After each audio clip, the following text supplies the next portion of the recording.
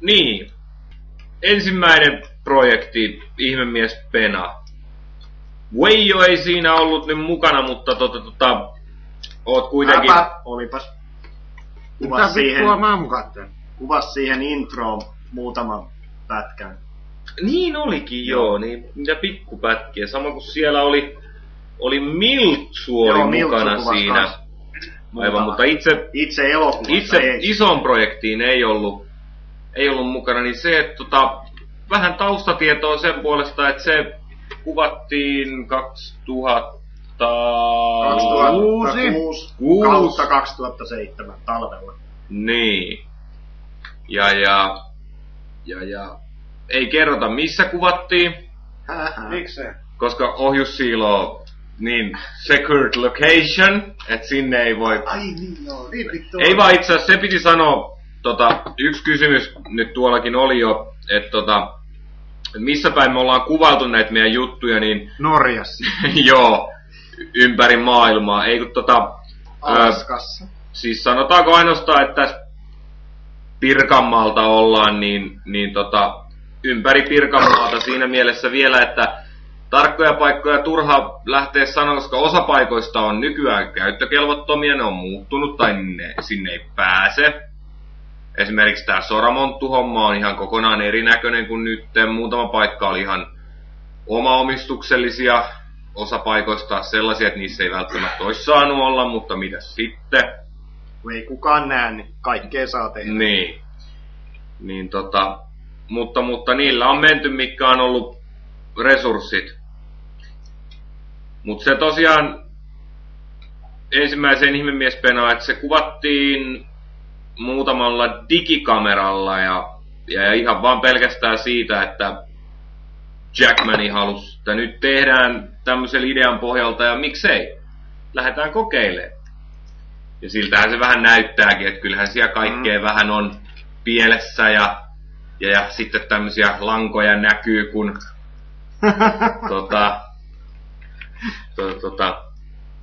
ruuvimeisseliä otetaan pois lukosta, mutta näinhän se pitäisi mun mielestä ollakin, että vähän pitää näkyä se amatöörimäisyys, että ei tässä ole lähdetty mitään siis Hollywoodia vallottaa vielä. Niin.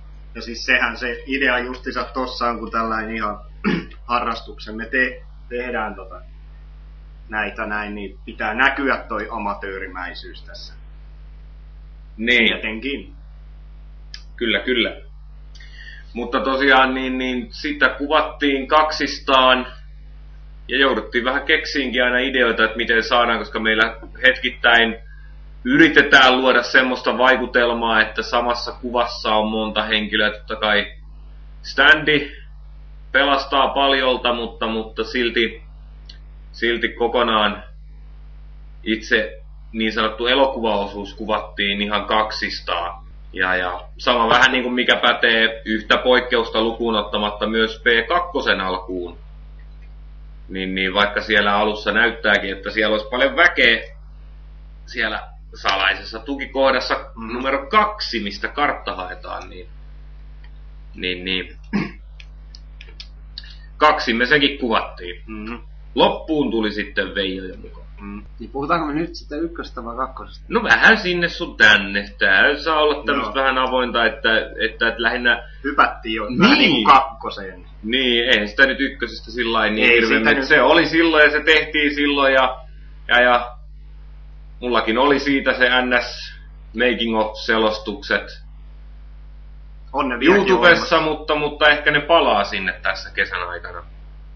Siitä sitten vähän saa paremmin tietoa hommasta, että itse asiassahan kun nyt muistelen, niin kaikista ensimmäinen hommahan oli toi Jaskiaisen tekemä harjoitusjuttu siitä Penasta, missä se menee sinne. Sen mä tein jo kesän lopulla 2006. Niin, se oli se esikosketus sitten tohon. Mutta hypätään vähän aiheesta sitten, että saadaan Veijoutakin tähän hommaan, niin milläs tavoin sut saatiin mukaan tähän? No, lyhyesti, jos jonkunnäköisen monologin saa pitää. Vittu. Niin meikäläisen osuushan nyt kohtuullisen pieneksi ja kuitenkin koko kuvaa ajatellessa, koska se, että kuitenkin jonkunnäköisessä ystävyys kautta homoseksuaalisessa suhteessa näiden molempien KK-kavereiden kanssa, kun on pyörinyt, niin se, että... Siis meillä on ihan oikeesti ihan tämmönen kaverisuhde, vaan toi puhuu ihan paskaa. Suhde. Niin, heittomerkit. Niin, kaikki näkee nämä mun lainausmerkit täällä. Mutta se, että kun alun perin meikäläinen näki niitä käsikirjoituksia ja muita, niin jos mulla on jonkunnäköinen ansio tästä P2 tulee, niin ehkä se on enemmän se käsikirjoitukseen tuleva. Vaikka kyllähän mä sen näyttelin, mutta se nyt oli semmoista näyttelyä, mutta... Ei, kyllä mun mielestä annoit siihen ihan hyvän panoksen näyttelijän Jänkin puolesta, koska me tarvittiin sellainen. No joo, no se on semmoista äärisemistä ja koviksen esittelyä, mutta se, että enemmän mistä meikäläinen haluaisi niin se, että dialogia oli kerta kaikkiaan niin vähän, niin kun mä olisin ykkösen nähnyt, niin mun se pääpointti oli se, että jos tästä halutaan saada ikään kuin oikea elokuva, niin tässä täytyisi olla huomattavasti enemmän dialogia. Ja sitä mä peräänkuulutin alusta loppuun asti, että keksitään lisää vuorosanoja, järjestetään keskustelua, lisää kohtauksia, pituutta elokuvalle. Ja toinen, mikä oli ikään kuin mun grand idea, oli se, että nämä Penan yksin puhelut, jota siinä TV-sarjassa esiintyy hyvin paljon, koska puhdas plagiaatiohan tääkin oli, niin se, että ne tuli mukaan meikäläisen aloitteesta.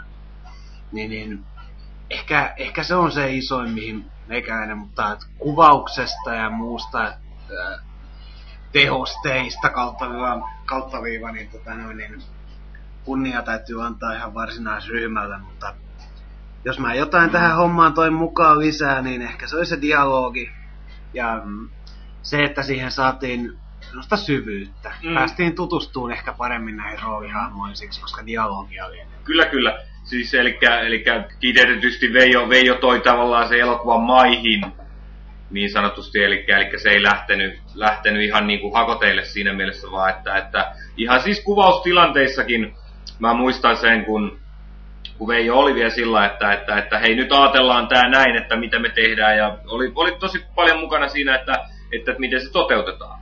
Että meillä oli se käsis, mikä oli semmonen, että näillä mennään, mutta sitten taas se, että sieltä haettiin, ihan kaikki haki myöskin näitä, että miten se saadaan nyt toimia, mutta että Veijolla oli just tämmöiset, että pitää olla enemmän tunnetta tai jotain, että siellä niin kun, en tiedä kuinka making offeista, jos niitä olette katselun näkyy, että kuinka paljon kuuluu, mutta kyllä siellä oli monesti tämmönen Jackmanin ja Veijon välinen tää, että enemmän tunnetta siihen, tee se tämmönen, että joo, se hyvällä tavalla. Se on siis hyvällä tavalla, niin Veijo tosiaan toi siihen sitä eloa niihin tilanteisiin. Silleen. No varsinainen motiivi mulla oli se, että vaikka se ensimmäinen osa on hyvin kuvattu, siinä on mielenkiintoisia tilanteita ja muuta, mutta totuushan on, että siinä puhutaan tasan 2 kohdassa. Se, että jos meikäläisen alkuperäinen, kun mä lupauduin tähän hommaan mukaan, oli se, että siinä tarvii olla sitä eloa, sen tarvii olla oikeanlainen. Ja se, että alkuperäisistä suunnitelmista, niin dialogia täytyy ehdottomasti lisätä. Se oli se mun A ja O siinä hommassa, kun mä siihen hommaan niin lähdin. Ja siinäpä se. Siinä mä mielestäni ansioiduin tässä hommassa. Mutta...